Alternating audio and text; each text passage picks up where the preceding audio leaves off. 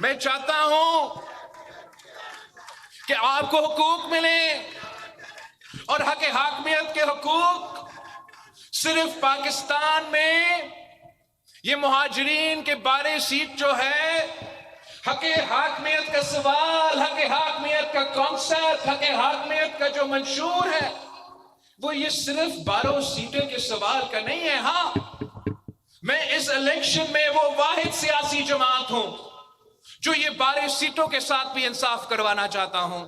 اس لیے میں سمجھتا ہوں کہ جب دھاندلی ہوتا ہے، جب 12 سیٹوں پہ دھاندلی ہوتا ہے، جب لوگ سمجھتے ہیں کہ 12 سیٹ ان کے جیب میں ہے، تو پھر وہ آپ کے ساتھ ناانصافی کرتے ہیں۔ میں ان لوگوں کی بات نہیں مانتا جو کہتے ہیں کہ مہاجرین کو کوئی نمائندگی نہ دے۔ میں ان لوگوں کو بات نہیں مانتا جو کہتے ہیں کہ مہاجرین کو ووٹ نہ دے۔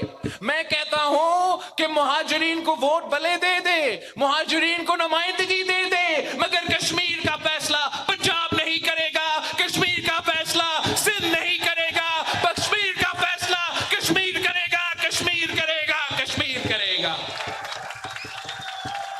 آپ مجھے اکثریت دے، 2 دہائی اکثریت دے، اور انشاءاللہ تعالی میں آزاد کشمیر کا آئین میں ترمیم لے کر آؤں گا جس میں آپ کے ساتھ انصاف ہوگا اور مہاجرین کے لیے، ان کے لیے بھی انصاف ہوگا۔ یہ ممکن ہے، مگر آپ کے حق حاکمیت، آپ کے حق حکمرانی کا سوال کیا یہ صرف 12 سیٹوں تک نفی ہوئی ہے؟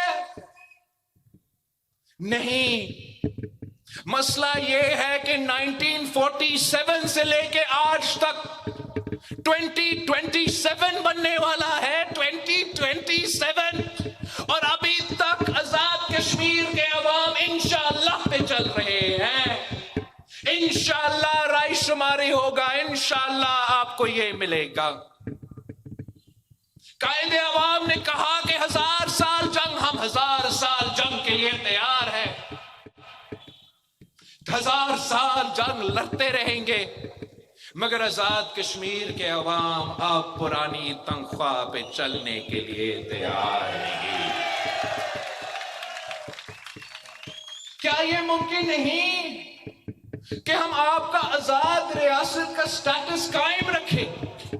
آپ ریاست آزاد کشمیر رہے، آپ کا وزیر اعظم رہے، مگر آپ کا آواز تو اسلام آباد تک پہنچانا چاہیے۔ فیصلے کرنے والے ادارے میں تو آپ ہوں گے، تو آپ اپنا مستقبل کے مطابق فیصلے طے کر سکیں گے۔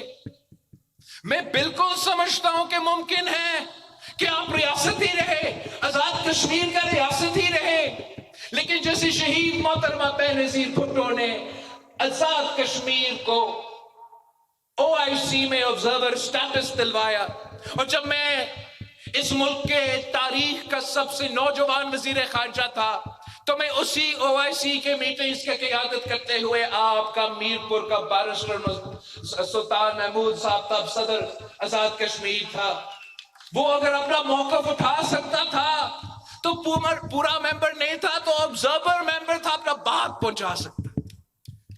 تو یس، ویسے ہی میں چاہ رہا ہوں کہ حق حاکمیت کا سوال، حق حکمرانی کا سوال، یہ 12 سیٹوں تک آپ اپنا جدوجہد کے محدود نہ رکھیں۔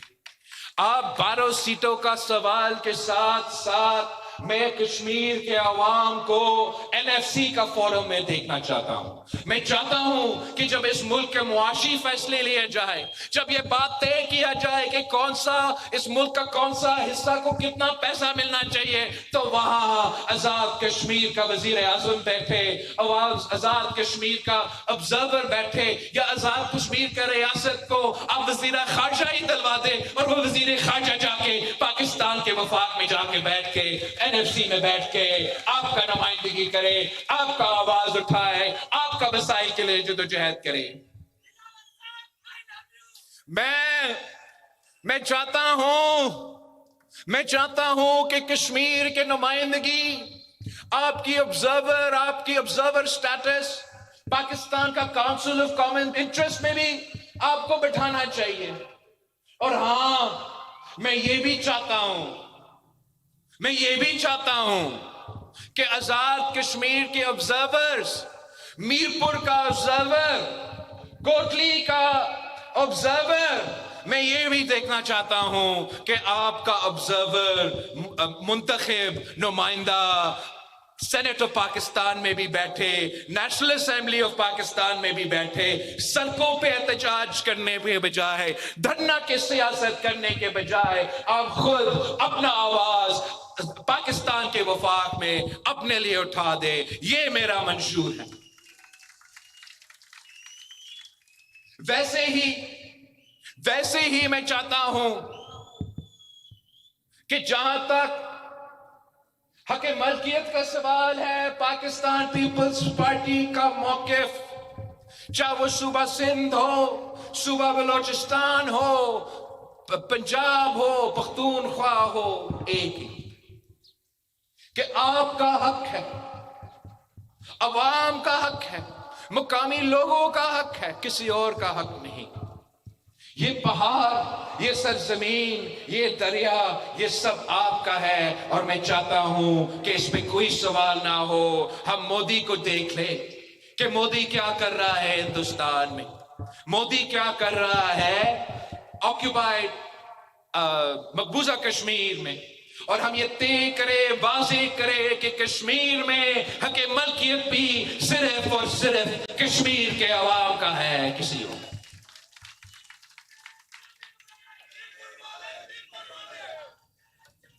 تیسری جو حق روزگار کی بات ہے، اس پہ تو کوئی شک نہیں ہے. یہ ایک ہی سیاسی جماعت ہے جو روزگار کا خیال کرتا ہے، جو روزگار دلواتا ہے. اور ہم 3 نسلوں سے اس بات پہ مشہور ہیں.